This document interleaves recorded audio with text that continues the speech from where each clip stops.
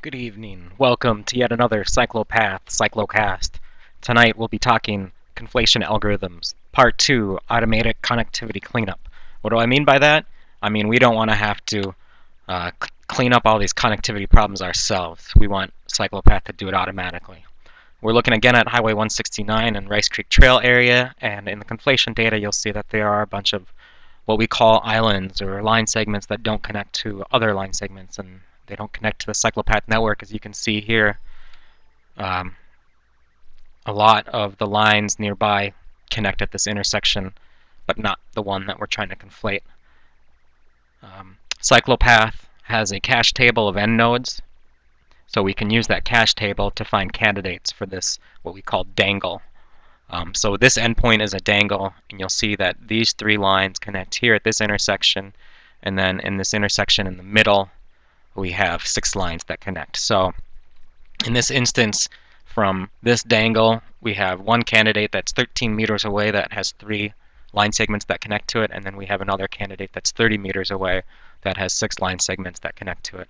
I think the algorithm will just choose the nearest one because that seems like a good idea. If we scroll down here, we run into a problem with these 2 dangles.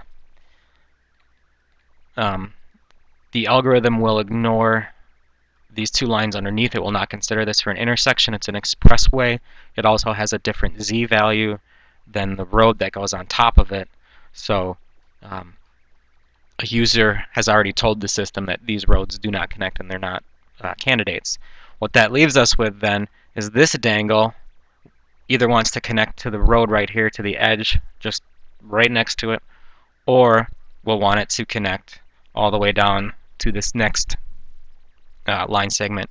And what the algorithm can do is the first candidate will be this edge of the road, which is 4 meters away, or it'll be this other dangle endpoint 80 meters away. So there's a few keys or clues to what we're doing. First thing is that the bicycle path and the road have different classifications. They also have different names. So they should not be, this intersection maybe should not be ranked as high as a bicycle path connecting to another bicycle path where they both share the same name, or in this case, they're both unnamed.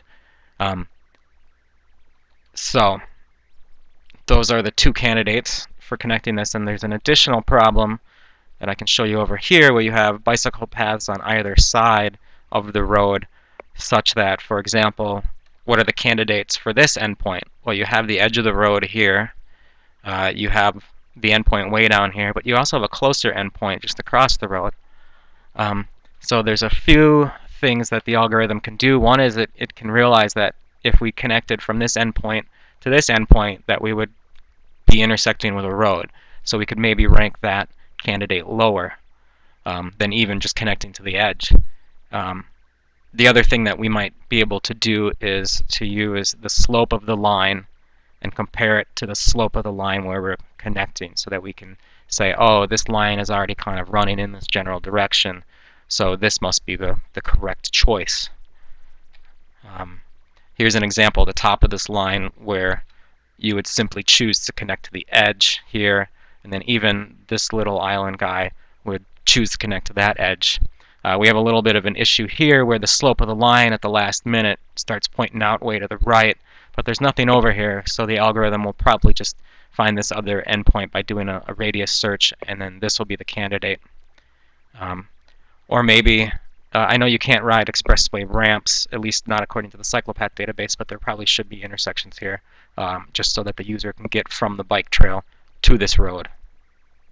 Otherwise, the appropriate intersection would be more like connecting there to that road. So that is some talk of automated connectivity cleanup. Thank you for watching.